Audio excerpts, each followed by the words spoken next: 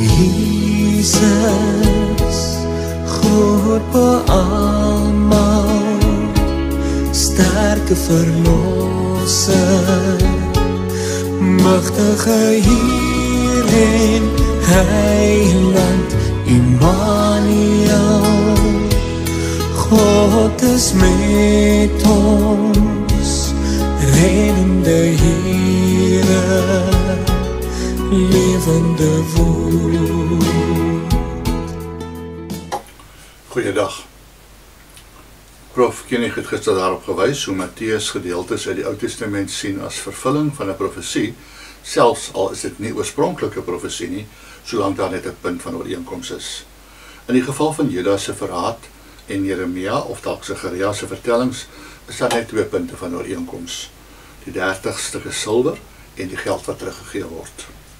Hoe sou 'n mens ooit uit die geskiedenis van Jeremia of van Sagaria kon aflei hoe Judas Jesus sou verraai? Daar is dus geen manier om die standpunt te verdedig dat profesieë letterlik vervul word nie. In die gevalle waarna ons gekyk het, is daar op sy beste net vae ooreenkomste tussen die profesie of die geskiedenis en die vervulling daarvan. Dit beteken dat daar geen manier is waarop 'n mens vooraf uit die profesie of die geskiedenis sou kon aflei hoe die vervulling sal lyk nie. 'n Mens moet wag vir die vervulling en dan eers sal jy weet hoe dit vervul is. Dit het natuurlik geweldige implikasies vir die uitleg van die visioene of profesieë van Openbaring. Tot dusver is net vervullings uit Matteus behandel. Dit mag dus wees dat ons net by hom hierdie vrye vervulling van profesieë kry. Daarom word 2 ander vervullings gekies uit die boek Handelinge. Op die Pinksterdag toe die Gees gekom het, preek Petrus, Handelinge 2 vers 16 en verder, met sy teks uit Joël 2 vers 28 tot 32. Hy sien hierdie profesie vervul in die uitstorting van die Gees. Hy haal inderdaad ook die hele profesie aan, iets wat Matteus nooit doen nie.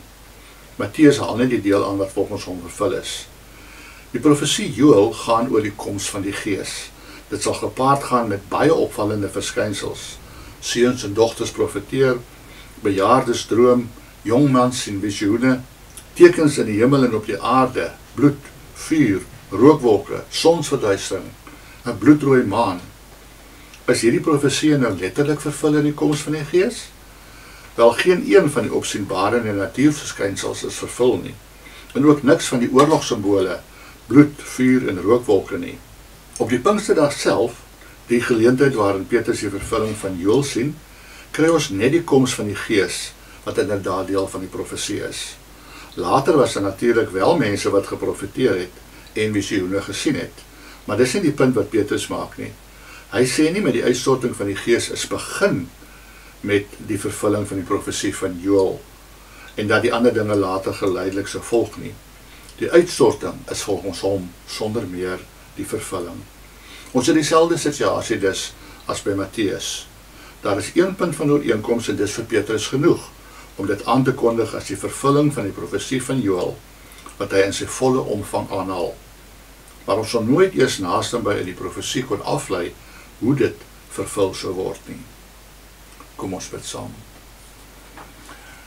Hemelse Vader, help vir ons om in te sien in dit wat Matteus en Petrus en die ander skrywers van die Nuwe Testament gesien het as vervullinge van profesieë, ook vir ons moet leer om nie vooraf presies te probeer uitwerk hoe die profesieë wat ons nog op wag vervul sal word nie, maar dat ons maar geduldig moet wag om te sien hoe dit gaan gebeur.